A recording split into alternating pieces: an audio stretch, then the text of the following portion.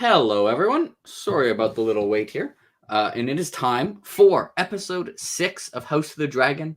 We got new actors, and we are here to talk about it. How are you doing? I've got my co-hosts as I always do. I've got Sheikh. How are you doing? I'm doing good. A bit of a hectic day. We didn't delay this at all, 10 times throughout the week. But yeah, I'm feeling good. I am a bit, this will be relaxing, I think, for me because today was very chaotic. Sorry, I don't know what I'm talking about. Did Okay. Well, speaking of, was it as chaotic as some of the people's days on House of the Dragon? No. No. Well, that's good. Um, So, everyone, spoiler policy, as always, for now, is going to be no spoilers for Fire and Blood at this time, but we will obviously be spoiling episode 6 of House of the Dragon. Yeah. So, like, the most likable character is gone now. It's Mr. Strong. I thought you meant of the episode. No. Yeah. Sad. Sad times. I like Lena as well. And she's also gone like either way. That's true. She had her moment. Young Lena was like, "Where's Vagar?" And then later, where she's like, "Riding Vagar." And we're like, "Okay, that girl had a dream at a young age, and she made it reality." Correct. Yeah. Overall, like, okay. How do you feel about the episode? Because I have a lot of. So I like the episode. It is my least favorite of the first 6. I would probably give this one an 8 out of 10. I think it had some problems down the stretch, but I mostly still liked it quite a bit. Have you rewatched it yet? Yeah, I've watched it twice. Okay, good. I assumed you saw my thoughts on Discord, but like, so for me, I was super conflicted after I watched it because, as you said, there were issues down the stretch, pacing stuff mostly. I also don't think they handled the time jump, not actor-wise, but plot-wise, very well. Like, I think it was fine overall, but there are some things where I'm like, you skipped over some important stuff there. Like we mentioned last week, like that they're jumping at a very risky point, and they kind of didn't talk about the fallout of anything that happened. Yeah, like it felt like it was good as a pilot episode almost, but I don't think it did a great job of following up things that happened in the previous 5 episodes.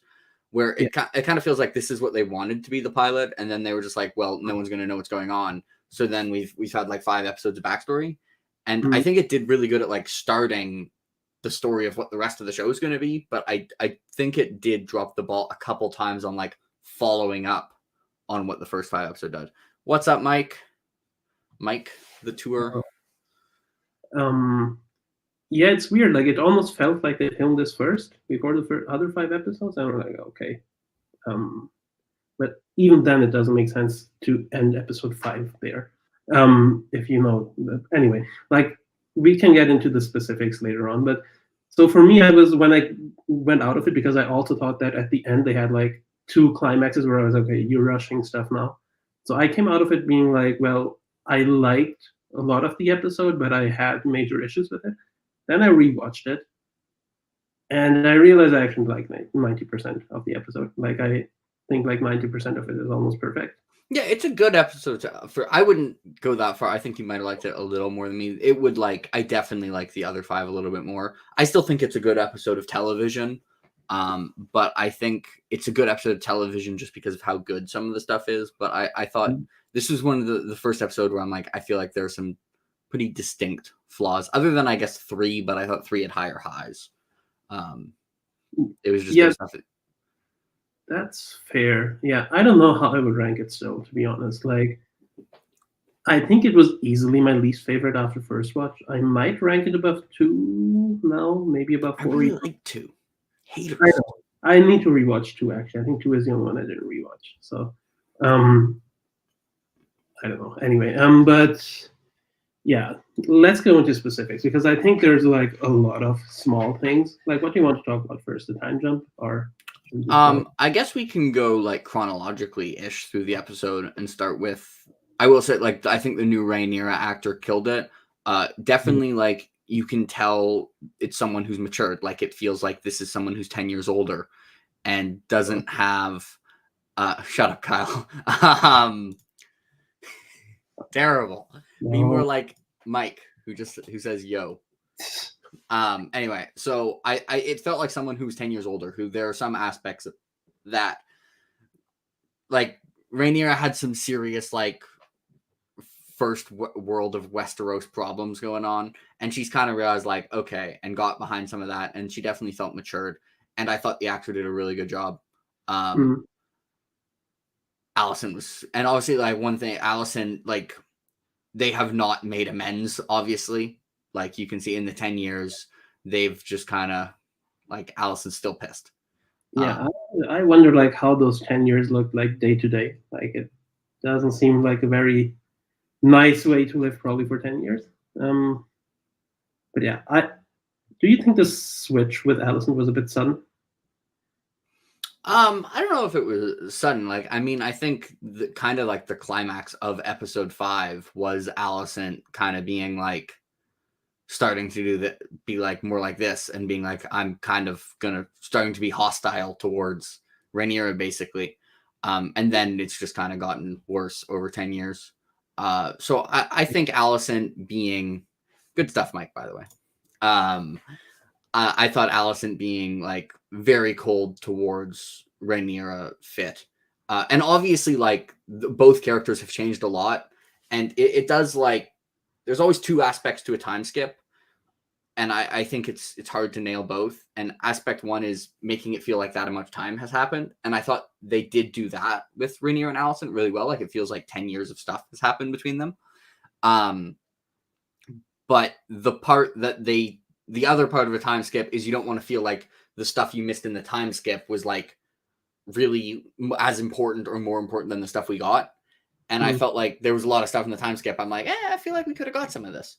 But I guess it doesn't make sense to have like an intermediate episode or something. But Yeah, like so my thoughts are they know I'm pretty sure where this season is ending based on the book. And I think they basically were like, we're gonna get there no matter what. Whether we do this 5 episode prologue or whether we don't. Like I think they could have started the season here, still got to the same endpoint, and it could be 10 episodes based on like the stuff I know happens in the book. Like this episode has like enough material to cover like 2 or 3 episodes. yeah, and it Um, was definitely like it was fast. and also the stuff they skipped over could easily be 2 or 3 episodes. Like because when I was first thinking of after we read Fire and Blood, like how would I structure this? I actually thought they might start with after I need to be careful. Like basically in the year when Lena dies. I thought that could be basically where they start and then fill up everything as backstory. I like that they didn't do that because I really like the first 5 episodes and I think they give you a lot of context for what the characters are and so on. But it does seem like we've only had 1 episode in the second half, so I don't want to judge all of it. But it does feel like they want to rush through a lot of stuff now. Yeah, and I mean, like they could pick up the things that they kind of dropped, but I definitely get the impression like there's some things from the first 5 episodes that they're kind of just like those plot lines were a part of the prelude, and I want to see like are they gonna continue? Are those still gonna be a part of like this part, or are we just kind of left with a slightly open ending for some stuff? I'm also wondering, like the Kristen thing from last episode. Like again, I didn't mind what they did, but there needed to be some like aftermath of that, right? Like what happened after.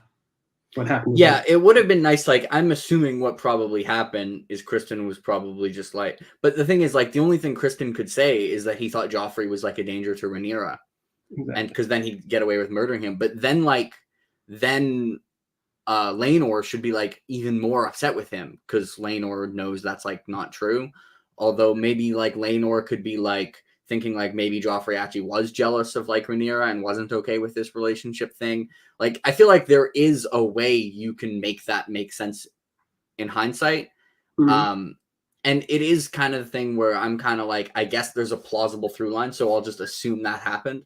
But it's not like there are some times where people like want something like this to be shown, and I'm like, I mean, it's kind of obvious. I think that sequence of events where Kristen says Joffrey was a danger to Rhaenyra, and Laenor accepts this and assumes that Joffrey actually was jealous of their relationship is not an obvious enough conclusion that you can just like leave it.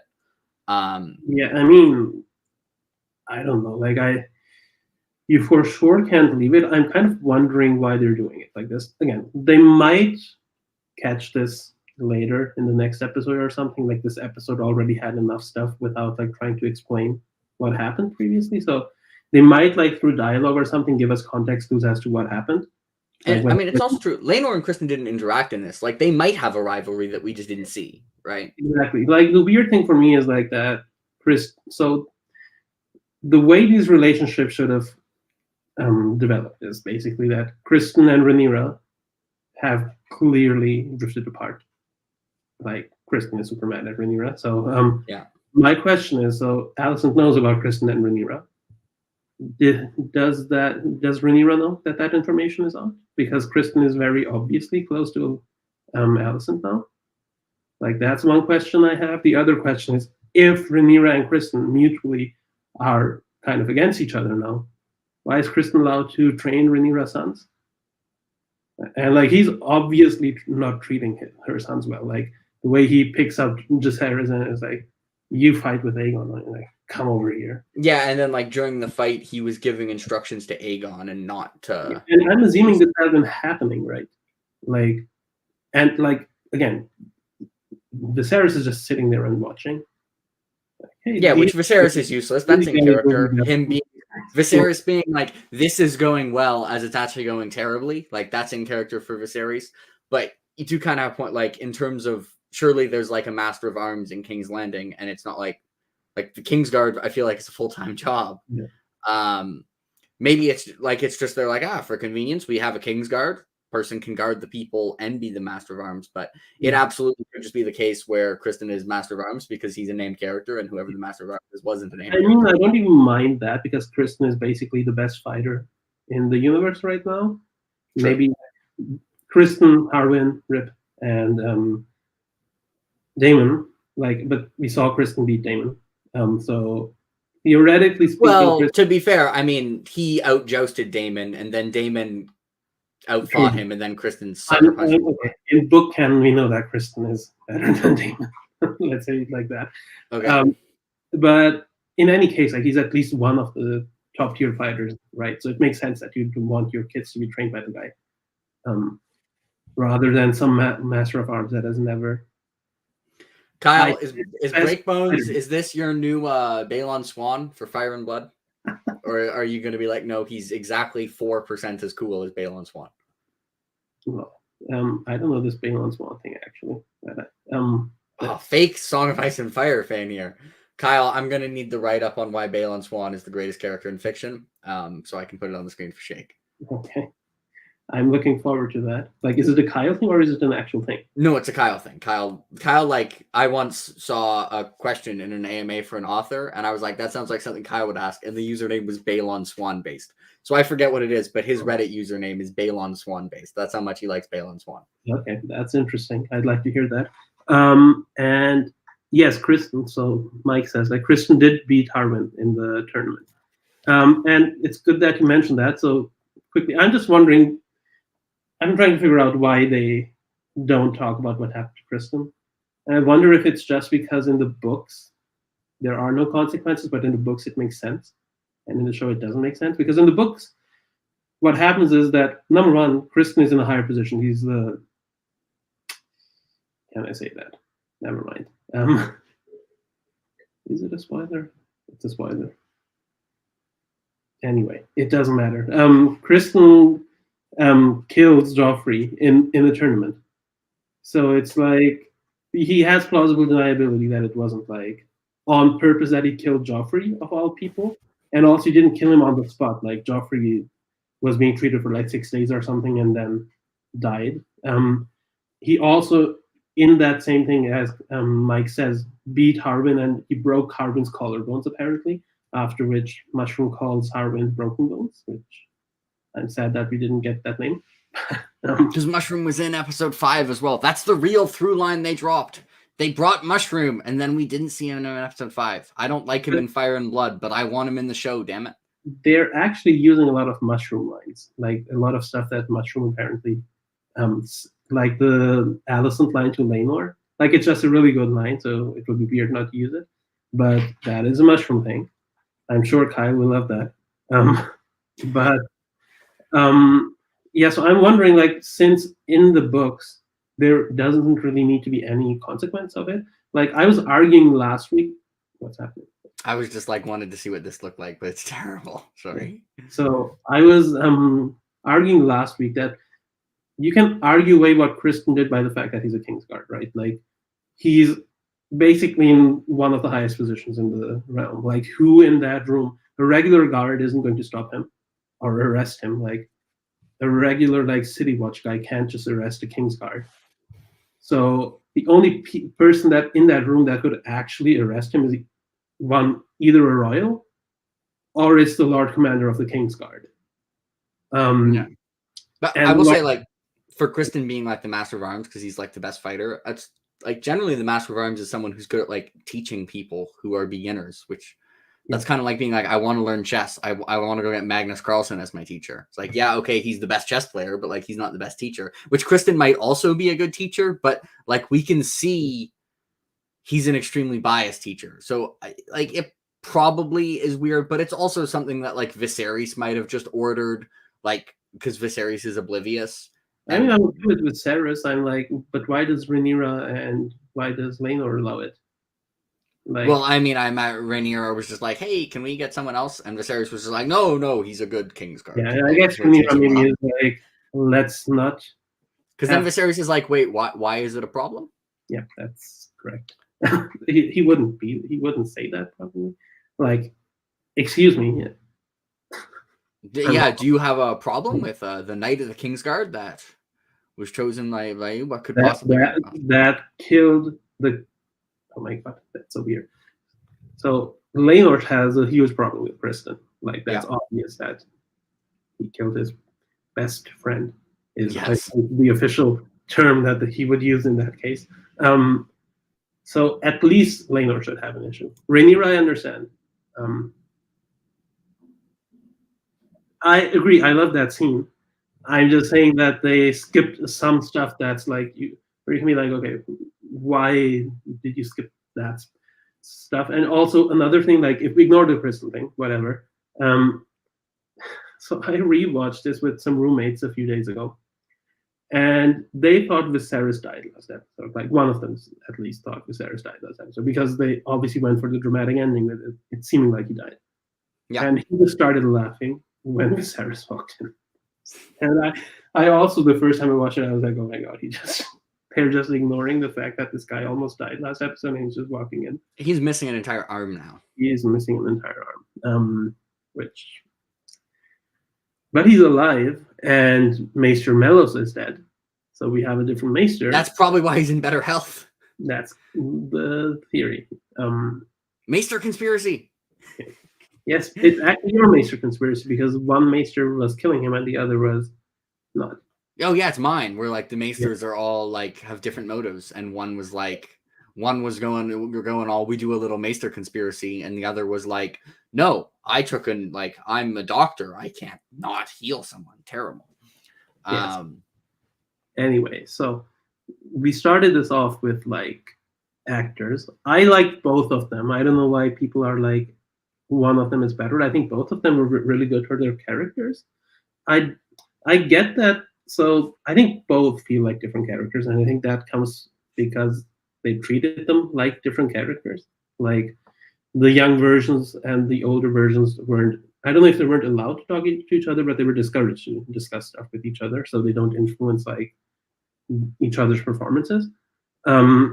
And basically what the showrunner said is like they treated them as different characters because they're very young at the start, and like those 10 years probably make a very big difference. Like from when you're 18 to when you're 28 is probably one of the more major changes in your life. So they were like, and also all of them went through having multiple kids, both of them. So going through motherhood, being estranged. So I think it kind of makes sense for them to be different. Heard it here first. Kyle thinks Emma was terrible and hates this show now. Hence why he led with House of the Mid. What do you mean one of them was not better? Ignore Kyle. He's Like better than the other or better than the previous actors? Is that like I get why people like miss Millie Alcock, right? I feel like his brain, he just didn't meant to write one of them was better, and then actually, I don't know what's going on. It's Kyle. Who cares? We'll move on. We'll go to the more coherent comments from Mike. Yeah, Good job, Mike. He's saying the exact opposite of what Kyle is saying. Like they're as incoherent, to be fair. Like but anyway, I think both of them felt different. But both of them felt, as you mentioned, like different in a way where it feels natural for them to be in that place, right? I think with Rhaenyra, the difference is basically that she isn't very rebellious anymore, right? She's become basically what she didn't want to become. She told her mother, "Hey, I'd rather be a knight and ride into battle or something than do this, what you're doing." And she told Alicent that she doesn't want to become, she doesn't want to be locked up in the castle and squeeze out air, which is basically what she's doing now. So she obviously feels like a different character, and doesn't seem like she's unhappy. Like what I liked in the first scene. Did you like the birth scene? Like a lot of people, for some reason, have an issue with it. Wasn't against it, no. Like I actually like that they showed a positive birth scene that doesn't end in tragedy. And I really like the way Emma Darcy played it because afterwards, Rhaenyra was really happy. Like you could see when Rhaenyra got the baby, like the way she was smiling, and then the way like the whole mood shifts once it's like, hey, Alicent wants to see the kid. I think that was played really well, and I really loved the one shot that they went through the castle with Laenor and Rhaenyra to Alicent's room. Like I think that was amazing because we talked about this, I think, in the first episode or something, that they built the whole castle, more or less. So they actually can just walk through that thing. Like, there weren't any cuts from the moment that Laenor walks in and until they get to Alicent. So, one sec. I agree. I want to get back to someone college because I think, like, both ways can kind of work. Because, I mean, every once in a while you run into someone you haven't met for a long time. And sometimes they feel like a very similar person who's just older. And I've also run into people and I'm like, what, is this the same person? So I think like people can be very similar to themselves 10 years later, but people can also like have massive priority changes. And like Rhaenyra, like I will agree, Rhaenyra does feel like more different than most people do. I kind of wish like maybe they felt a little bit more similar, but I think it's like they're an amount of different that was believable. Also, I'm gonna need a source on this. I don't know if I believe that you were still you 10 years ago. Kyle might be the exception, but again, like a lot changed, like in the last episode from Rhaenyra, right? Like she got married. Yeah, she's basically settling down, right? Like she's giving up on what she wanted to do, become like whatever. Like she's realized that she can't do that. We've seen that she's actually taking part in the small council meetings. Like she's taking her position more seriously, and like that, both Alicent and Rhaenyra are actually participating in kind of the main part of the council scene. So I think you can clearly see that they're being more mature, and I think, like, yes, I think the difference in ages is actually the main thing. Like what I saw a lot of people say is like, okay, Rhaenyra and Alicent are completely different, but like Kristen and Daemon, or Kristen is also different, but that was more in terms of looks and stuff. But yeah, I'm messing up stuff. People were annoyed why they recast the Alicent and Rhaenyra, but not Daemon and Kristen. But anyway, like I think, yeah, I don't know. I have some issues with the time jump, but I think it's still okay. Like maybe it's also because these versions of the characters are closer to the book characters, so we at least know them already. Yeah, maybe. But also, I just want to say, Kyle, maybe you're just too stubborn, and so just haven't changed that much in the last 10 years. But like the thing is, someone similar to like 17-year-old Rhaenyra as like a, or 18-year-old Rhaenyra as a 28-year-old would be a silly 28-year-old because it'd be like a super, because 18-year-old Rhaenyra was not a particularly mature human. Like she was very, very self-centered. And to be fair, she's still kind of self-centered, but she's just self-centered in a way that feels less petulant because I don't think we want a petulant 28-year-old. Yeah, I think that would be weird. Like her self-centeredness has gone into, I can make bastards and put them on the throne. That's fine. Can we go into the Also, so like, Allison obviously is frustrated that everyone is just like pretending that Laenor is like the father of those of the kids, but also like the marriage doesn't the marriage make a lot of sense? Like even if they are bastards, like your kid still ends up on the throne. Like I don't see the problem. It does. I mean, I think she has more of a personal problem with Rhaenyra at this point. She doesn't want her grandchildren on the throne. She wants her son on the throne. I mean, that's just like it's like you could have not a civil war, and like you're worried about people killing Aegon, and this like there'd be no good reason to kill Aegon. I don't think these people realize at this point like what they're heading towards. Like, I mean, I think Allison seems to have a good idea now. Like that's what she tells Aegon. Like, you know, you're the challenge to the throne. Like they will just by existing. Like yes, but I think she has this like cognitive dissonance where it's like, if Rhaenyra comes into power, we're dead. But if we come into power, things will be fine. Like she doesn't think the other direction, right? Like, oh yeah, because in her mind, what's going to happen is like Aegon's going to be king, and everybody is like, yes, the actual heir is king, so go away, Rhaenyra. Like, yeah, I guess maybe she's counting houses and not counting dragons. Because I mean, if you count like houses, who would support that? It kind of makes sense. But then when the two houses that are going to have a problem with that are House Valerian and House Targaryen, and could be. Also, at this point, the kids don't like. I remember Rhaenyra has a dragon. The question is, would Rhaenyra actually use her dragon if something like that happens at this point? True. Not Rhaenyra during what happens later, but Rhaenyra at this point, because at this point, for sure, everybody has to be thinking that Viserys is going to die any day, right? Like, yeah. So, as far as I know, like Helena is technically a dragon rider. Like they didn't say it in the episode, but it's on their website. They already said it. So Helena has a dragon, but the kids' dragons are all very young right now. So it's like they can't really go to war with dragons right now. So I don't think that particular thing is in their mind at this point. Did you find it kind of ironic when the kid was like, "Wait, am I a bastard?" And when Aaron was like, "You're a Targaryen," because I was like, "You're technically a Valerian." Yes, I was all like it's technically Joffrey Valerian, who looks like all of them, but yeah, the heir is technically Jacaerys Valerian, who looks like a strong, and when ascends to the throne will be a Targaryen. Yes. Very easy.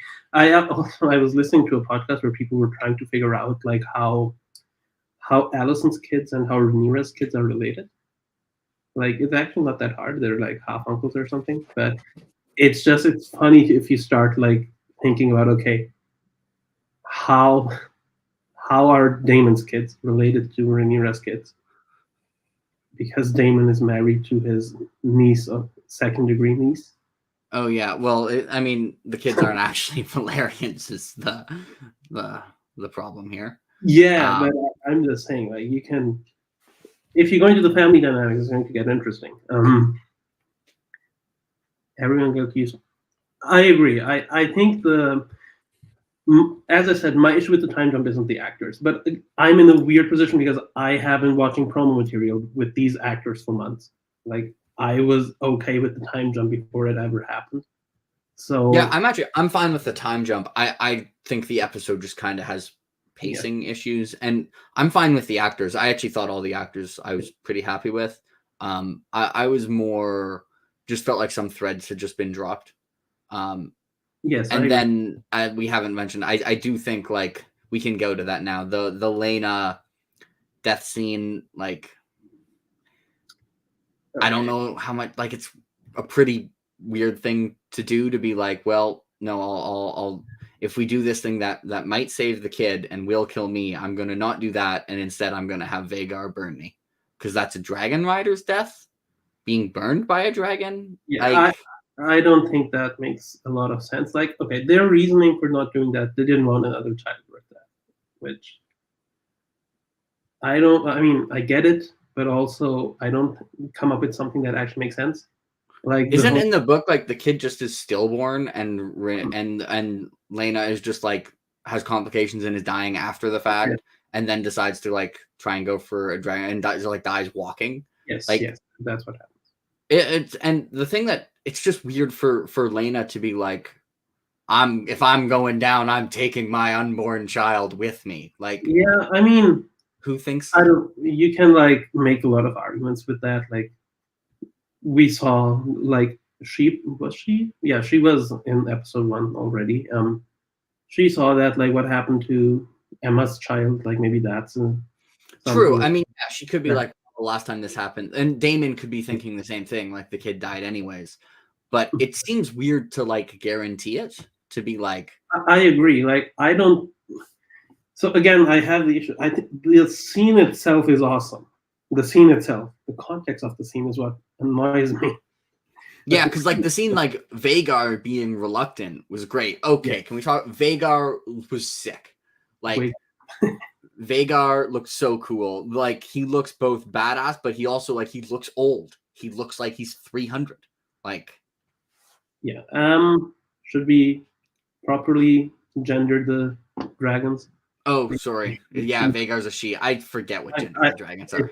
It doesn't matter. Like we don't even know how dragon genders work. It's just a thing that people will say in the comments.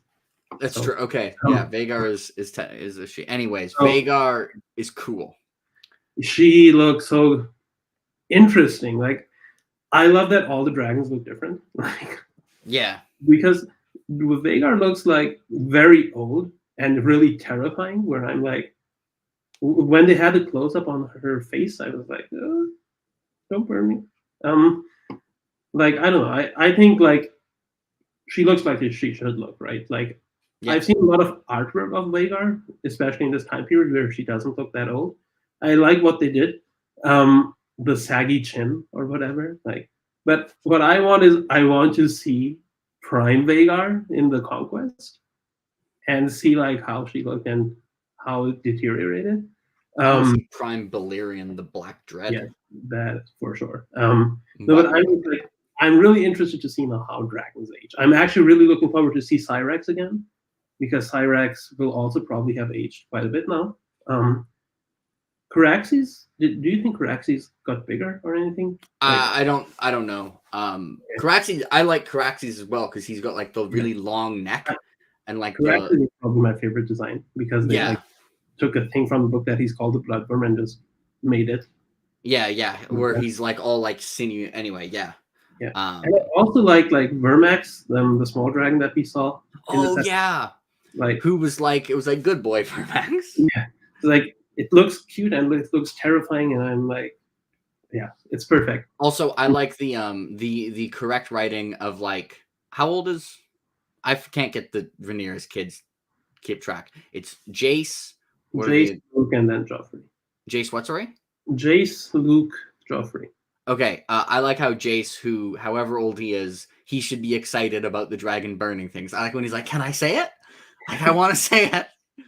The guy's like, "Yeah, you can say it." Dracarys. Like that is absolutely what a 10-year-old boy would do. If I was actually thinking, I was like, is that just cool because that's what all of us would do if we found a dragon? No, that is absolutely young. Where would be like, I have a lizard that breathes fire. I want to make that a thing. Yeah, I'm really looking forward to see like when these baby dragons get bigger. Yeah, I like dragons. I love the dragons. Also, I'm not gonna lie. Sorry to Eamon, but the pig dragon was pretty funny. like it was pretty funny. Oh my god, I was so laughing so hard at that. I was like, okay, that's not from the book, but it felt like something George would do, like just a silly thing on the side. And yeah, because I mean, also the Macer's not going to put that in history, but like that also, like I gotta side. I don't like siding with Aeon, but that was pretty funny. Like we got you a dragon, and then I actually felt sorry for Aemon in this episode. Like he was being bullied. Like Aegon is a bit of a shit, so him bullying his brother is whatever. But the small Lucerys also participating Like, oh my, why are you lying him? And I'm sure none of them will ever regret what they Yeah, no one will ever regret antagonizing Aemond, and there will never be any consequences for these events. Okay, so if you're talking about the kids, let's talk about yes, yeah. I can see this being like actually in the book in A Song of Ice and Fire. Like this, this felt like the Joffrey Arya Nymeria thing. Not as extreme, but like kind of like that, where like kids just being kids and annoying each other.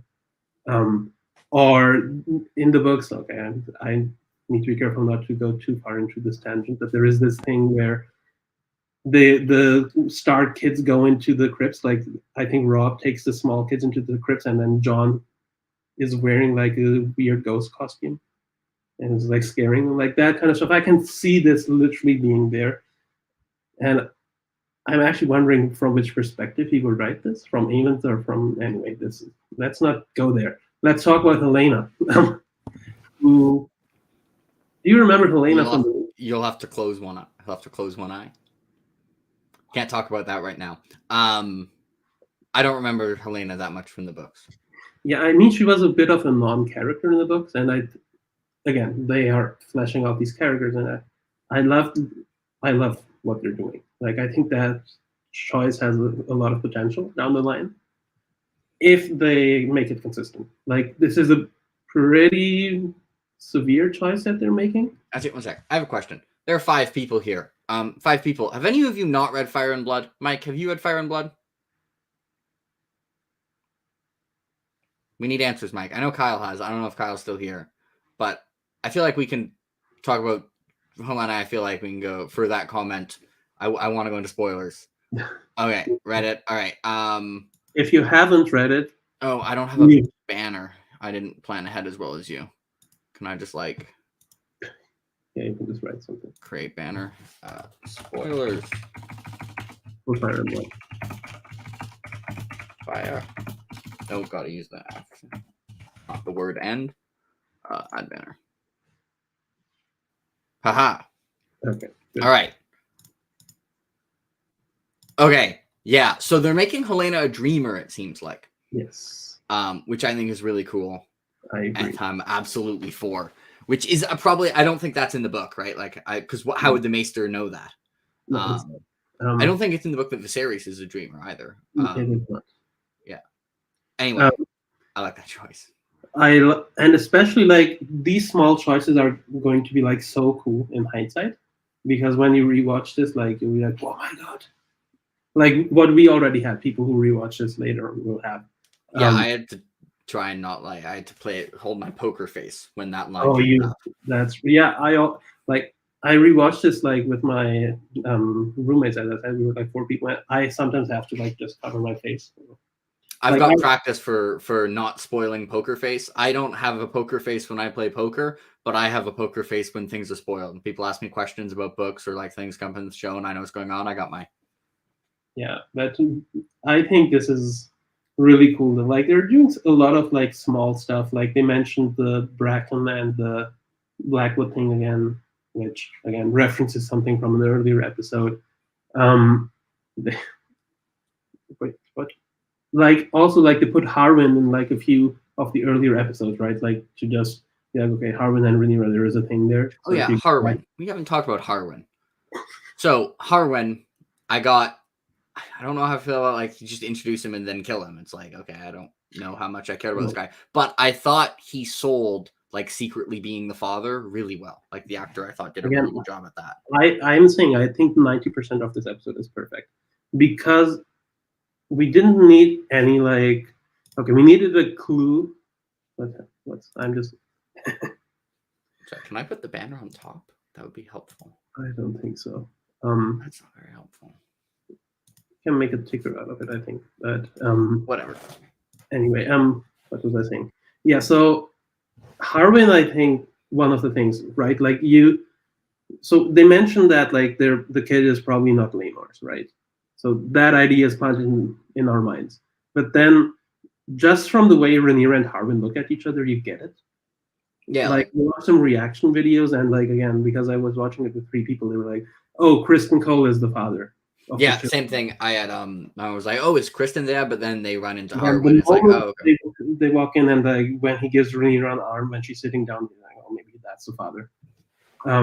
So I think just the fact that without talking, without ever actively mentioning it, he sold it that well. Yeah, I really like the actor, and I'm kind of sad that he's gone.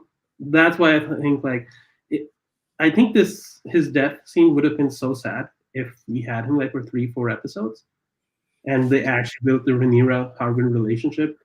Um, yeah, but again, as is like with the pacing that they are going at, I think they did probably as good of a job as they could. But yeah, I'm just impressed like how quickly they sold that particular dynamic. Also, the dynamic with Laenor and Harwin, where Harwin is like, "May I?" Like hold the baby, but he doesn't have to say hold the baby.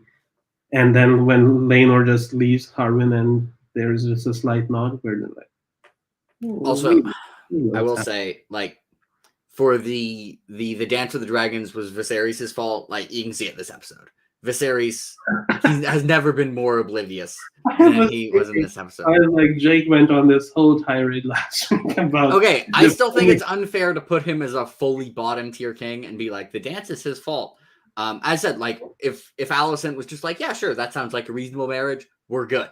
Like, there's a lot of ways he could have acted the same, and there could have not been a dance of the dragons. But also, like, so he got morally unlucky. Good old moral luck.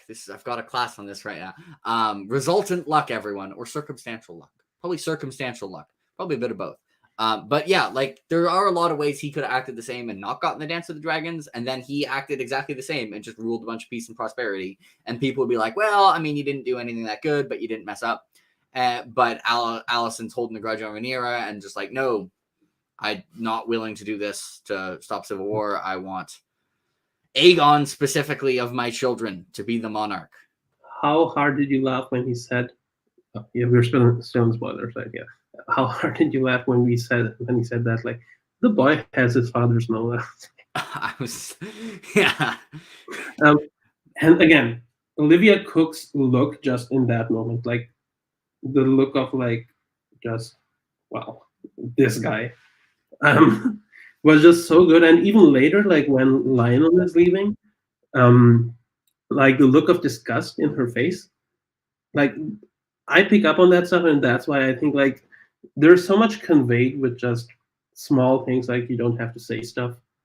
Um, Also, like in the small council scene when Alicent has a proposal and then Rhaenyra says something, and she's just like, "Yeah, of course." So it's just selling a dynamic without being like, Also, "I hate this." one sec, we have to, Jason Lannister is on the small council. That's Tywin. That's his twin. Oh, it's his twin. Okay. Is he Yeah, equally useless? I don't know why. I don't know if that's possible to be equally useless. He's a master of ships, Okay. so he. We'll see him later. We're in spoilers. He becomes, I think, Aegon the Third's hand of the king later on. Oh, before the He goat. He he's was the before the guy goat. where Rhaenyra doesn't have any money. Okay. During like he basically 1/3 of the money he just spends 1/30 cents to. Oh yeah, I remember that guy. Fuck that guy. They're playing him a bit like subtle at this point. So I mean, I didn't realize it was. Are they actually? It'd be. I don't know the actors, but it'd be hilarious if they were like Jason and him were played by the same person, or are they played by it's the same twins? guy. It's the same guy. It's the same. They're literally just having the same guy play both It is. twins. Yeah. It's this guy also played like Sir Hugh of the Vale in season 1 of Game of Thrones. So you can understand how I'm like, oh, Sir Jason Lannister was the person, considering it's literally the same actor. Yes, but we have seen them both at the same time before. So they both walked into the wedding. what? I was just wondering like how they filmed that stuff, because like both of them walk in. I was like, how do they do that? So just to be clear, Aegon Targaryen is played by like 4 actors, because as a toddler he had twins playing him. Meanwhile, this guy is playing 2 people. They're trying to make up for multiple actors playing one person, and so they're also having one actor play multiple people. Yeah, I assume like they just like the guy and he probably is a good actor that they were like, well, we can play. Like actually, like Jason, when Jason is talking with Rhaenyra in episode 3, like he actually makes fun of Thailand, and that made me laugh because I knew that the same guy was playing both of them. I was like, Okay, that is pretty funny. And also later on, like for the Cargyle twins, like Eric and Eric, that would be so annoying. Eric and Eric, they're played by actual twins. Okay. Which makes sense because they'll fight each other. Like I don't think. Also, by the way, we have one actor playing multiple people. This is good news for the way I fan cast fantasy TV shows, which is I just cast David Tennant as everyone. So you're happy that his son is in this show? His adopted son. But he's only going to be in for like a couple episodes, right? Because there's going to be. I think we have them next episode, and then we probably have another like 7, 8, 9, 10-year time jump. Yeah. So also, by the way, next episode is totally going to have her children are very strong, right? Either next one or the one after. I feel like it's got to be next one. So I think we'll get. So there are two things that happens, right? Like I think he once calls them out, calls them strongs in front of them. I think that will happen. And then he's like, "Oh, I'm not allowed to do that." So then he's just like, "They're very strong. They're not strong." Yes, exactly. And then there is a dinner later on or some feasts where he's basically toasting them. Like such strong lads. Yeah, I'm so excited for that. It's literally like the scene in this entire show. You might think like dragons fighting, blood and cheat, all the crazy stuff. No, their children are very strong is literally the scene I am the most excited for. Me as well. You've hyped me for that. I feel like, yeah, I've hyped you for that scene because I've literally brought it up every show. I'm just like, when is it going to happen? Yeah, you thought it was going to happen in like episode 3, and I was like, chill. I just wanted it to happen. I was eager. I was just like, it's funny. Like I think like I'll cheer at this point when I have to be careful because I actually cheer for this show. Like when Allison said to Waynor that like keep trying, maybe you'll get one that looks like yes. Even though I don't like Allison that much, like this version of Allison. Yeah, one day there'll be an adaptation for books I've read like 10 times, and I'll do the same thing. Like if there's a Way of Kings adaptation, Journey Before Destination. No, Journey Before Destination is obviously going to be in there, so like sure. I won't cheer, but there will be individual lines where I'll be like, yes, yes. Fingers crossed that you get a good adaptation for that. Are there any? Let's not go there. Let's not go.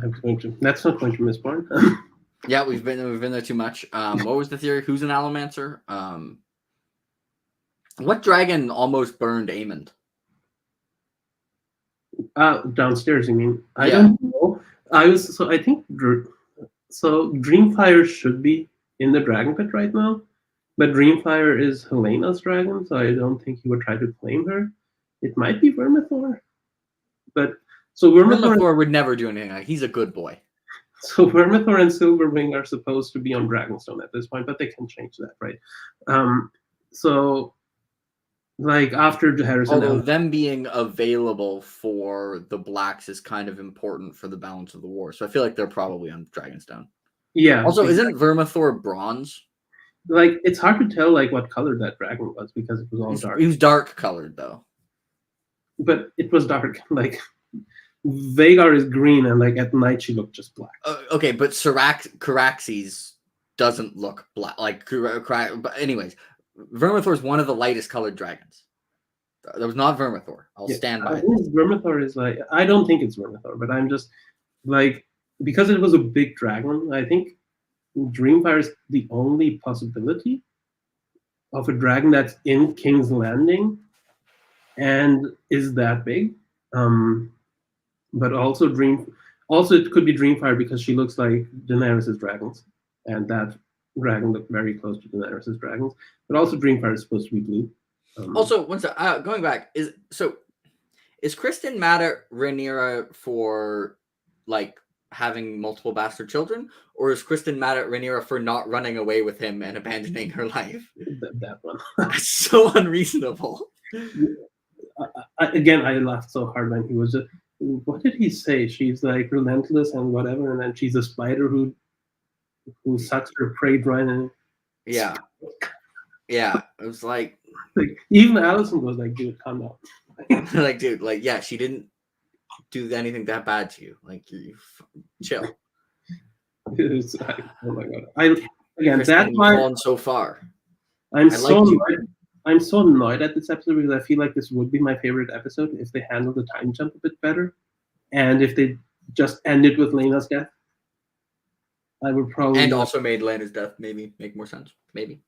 yeah, but Also, can we just rest in peace, pour one out, press F everyone in the comments to pay respects for the Hand of the King, Mr. Strong, the most likable and good person in this show. I'd forgotten and I was like, I wonder if this person, because I didn't really know who would be scheming based on the show. Because I was like, he's really helpful. Could he be like the little finger of the books? you got the initials and the family right. Yeah, it's true. But no, he was a homie. He was a good Hand of the King. Pour one out to everyone. Are we still in the spoiler section? Just yeah. The banner is gone. The banner just got hidden by comments. I'm gonna have a timestamp in the video as well. Okay. And I'm checking to see if anyone joins, but it's on 2 viewers. Okay. Which I don't even know if who those viewers are. They might be the people who were lurking who stayed. Who knows? Wait, how many did you say? Mighty 2. 92. No, a mighty 2. I was like, where did we get 92 people? No, we do not have 92 people. Yeah, I think my mic is one of them. Yeah, Mike, are you still here? Maybe I have the thing open on my phone. Maybe I'm the other one. Oh, we got 3 now. What's up, new person? Anyway. My mother might be the second one. Okay, that's fair. Hello. Yeah, that's, I don't know. I didn't take notes this time because I didn't have time this week. Like, we have a lot to talk about. Like, but okay, let me quickly think. So we talked about Rhaenyra and Allison. Quick aside, Mike, are you going to be the same as me if there's ever a Lines of Our Song adaptation where you're going to be really annoying because, like, you're going to be like, a scene will happen it's very similarly, and you're going to be like, terrible, they didn't get the imagery right. If HBO does it like you want to, okay, imagery, these sets look so good. I actually, again, my roommate, he actually, like, after the episode was like, this show looks so good. Like, I just love the set design, basically.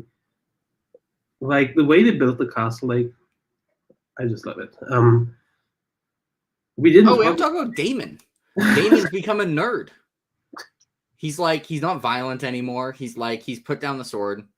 Yeah, I at first I thought I wouldn't, but then on my reread, I was like picturing scenes in the show, and I'm like, wait, if they don't do this exactly how I want them to, I'll be extremely frantic. Anyway, sorry. What do you say? When did you reread? Oh, this month. I reread it because there was a read along on Sarah's Discord. Okay. It was so good. Anyway, but Daemon. Yeah, Daemon was interesting. Also very different. So it's interesting because my first reaction to Daemon was like, no, I wanted more of wholesome Daemon as a family father. Yeah, like it kind of felt like, because one of the things that's gonna maybe make this, like, one reason why I probably still like Game of Thrones more, even if this might be like a better adaptation, no one is likable. Like, it's just, who do I hate more? And this was a chance for Daemon to actually be kind of likable, and then it's just like, father ignores me, and I'm like, come on, Daemon. Yeah, and then he was a crappy husband as well, like, other than the not murder without permission, but that's a pretty low bar. Yeah, I mean, again, it would be a bit weird for him to just be the most wholesome. Like, I don't want him to be the most wholesome father, but I feel like he could be like, I don't think it would be out of character for Daemon to be like, okay, like, obviously he cares about his kids, and to, like, did you at least be encouraging in his own way. I don't know. Did you see the deleted scene? I didn't. There is a deleted scene of him hugging his children. I'm like, why did you cut this? Why did you cut this? Why did you cut this, HBO? Like, why do you show him walking away from his children? Like, that's purposefully trying to make us not like him, right? Like, if you're like, we're going to keep that, but not the hug. Like, there's this, but the Game of Thrones Twitter page posted the deleted still of him hugging his daughters, both of them. I'm like, why are you posting this if you made the opposite decision for his You want the character? hug? Anyway, I agree. And it like so the thing is season 1 for Game of Thrones, there are obviously a lot of terrible people, but like Arya was really likable, Ned was really likable, Jon was really likable, Robb was really likable, Tyrion was really likable, even if he was like did some questionable things, but he was still really likable.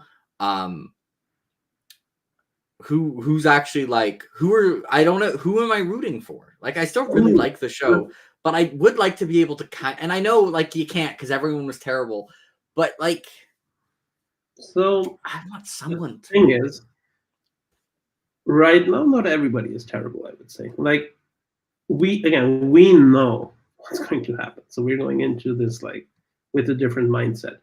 Like, Bobby Viserys is likable. That's true. I like Viserys, although There he is, was less likable in this than like they made him.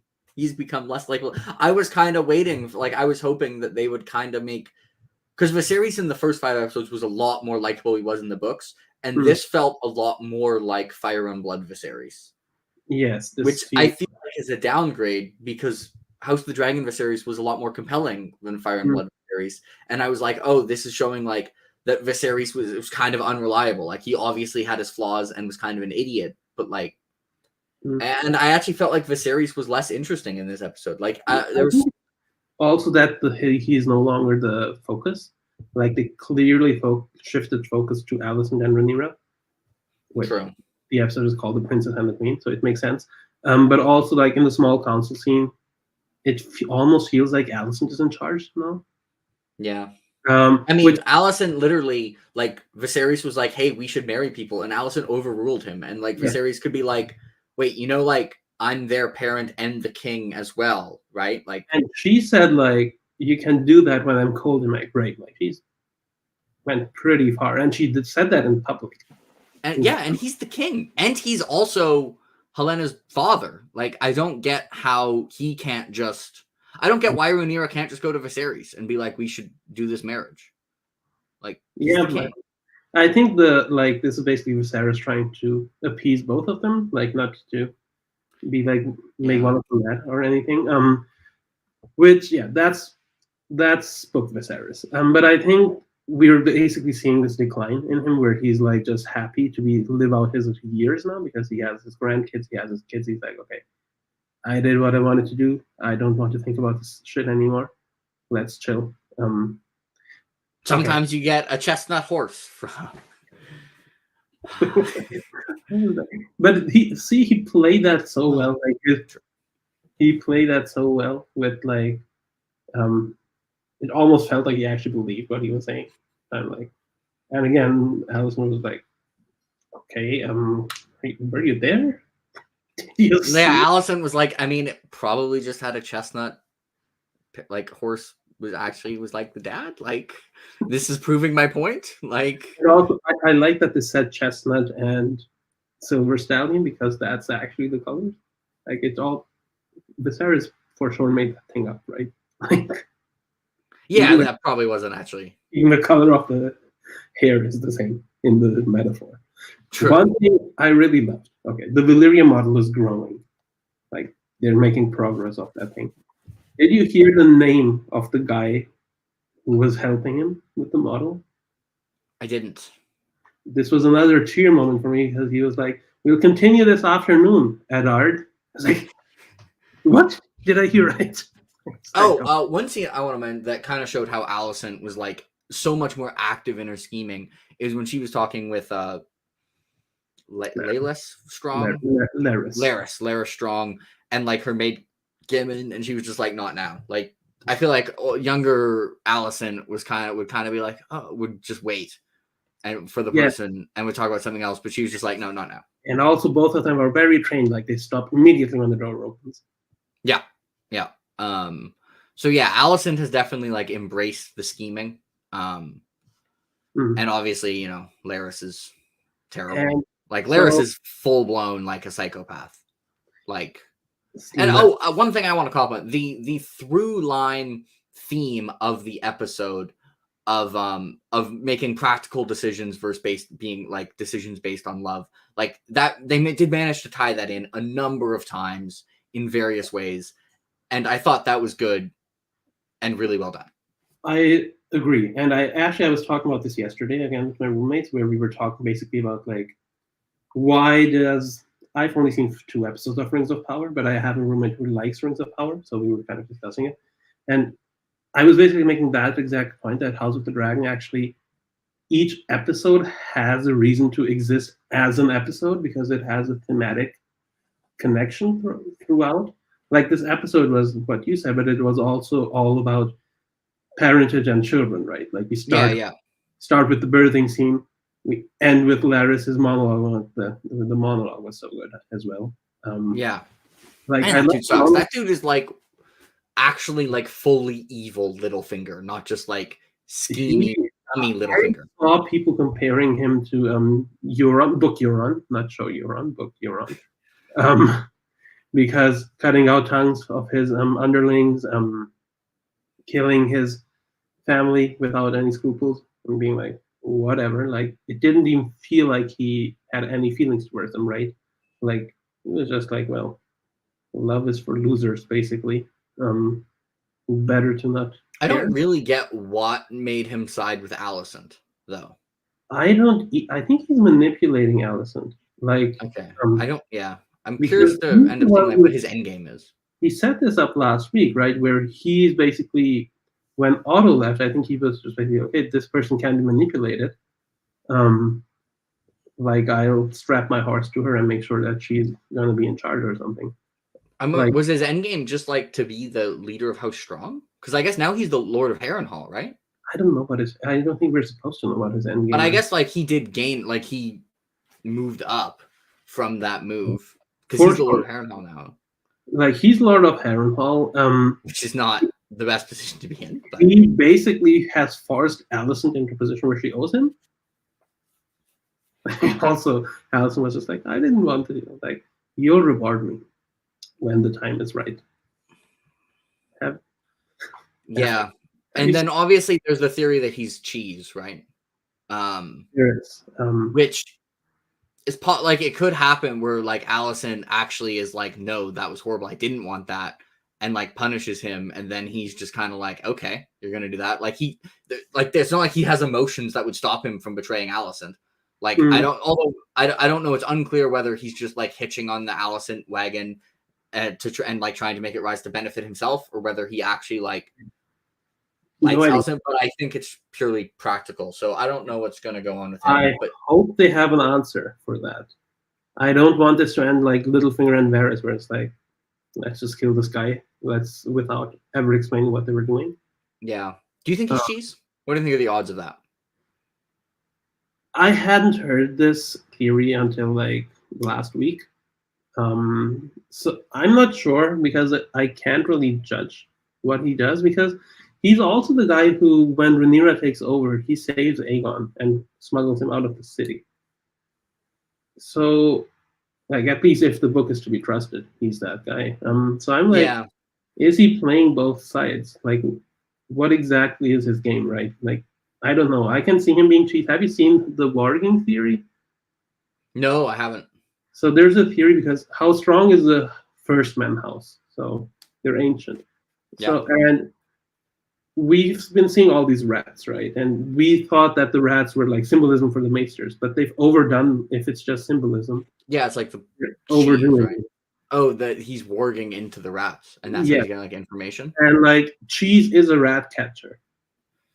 Yeah. Well, cheese.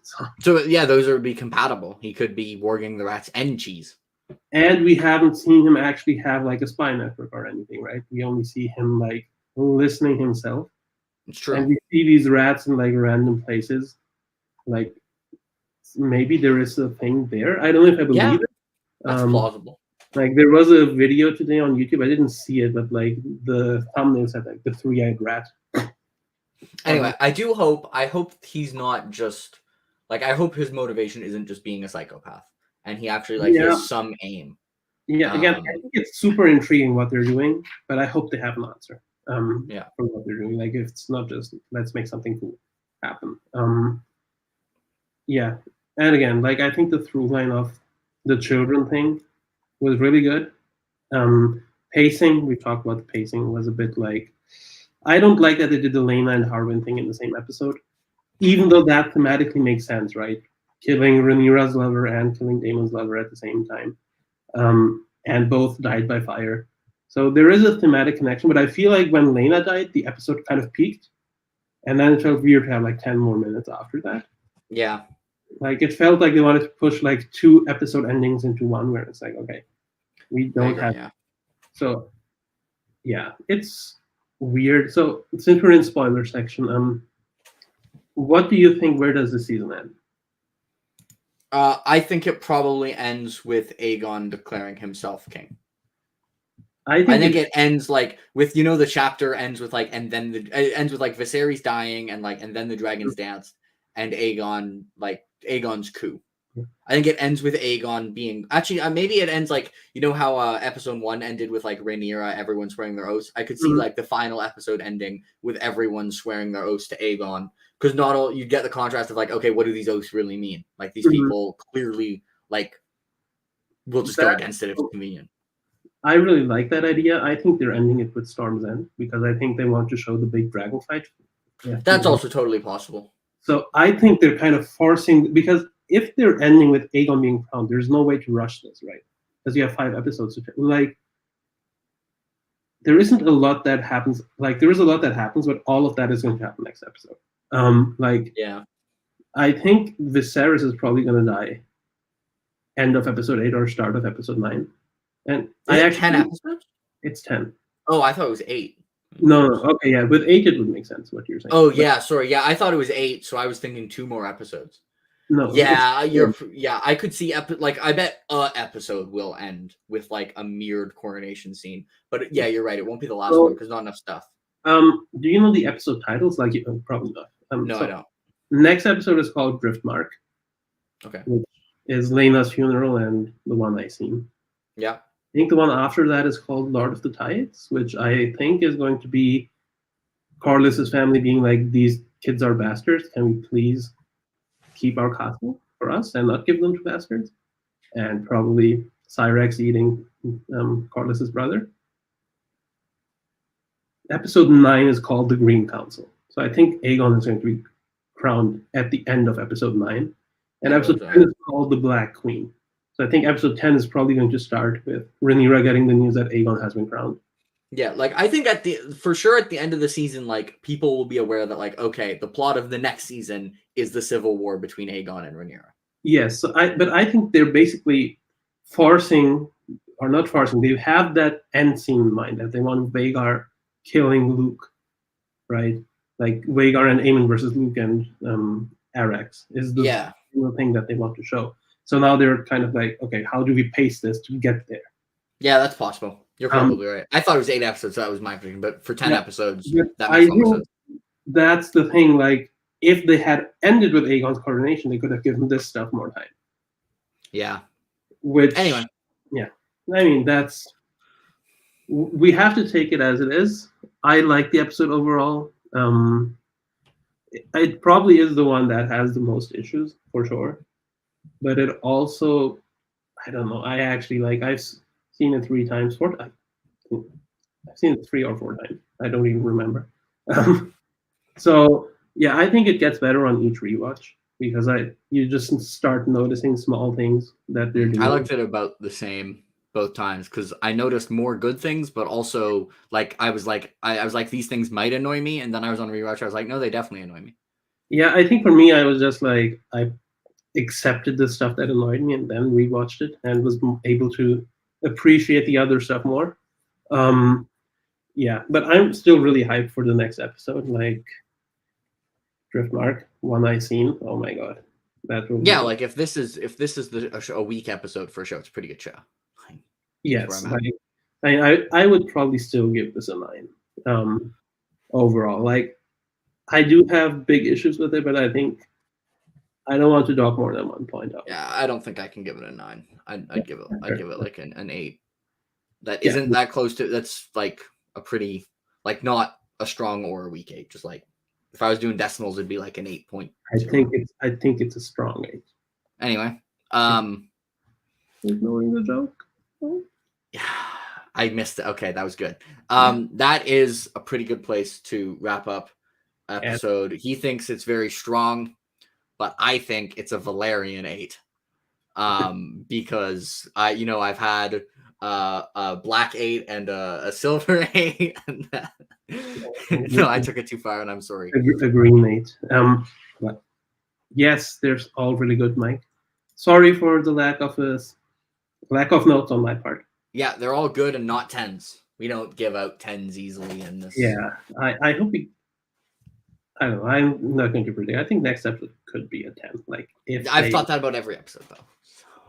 Yes, but our expectations are unreasonably high, probably. I think that's maybe true. Anyway, thanks for chilling with us, Mike. I appreciate you. Yes, you feel congratulations on not being a hater, unlike everyone else. Who cares about being a hater? I mean, a House of the Dragon hater. Do you have like a monologue to end?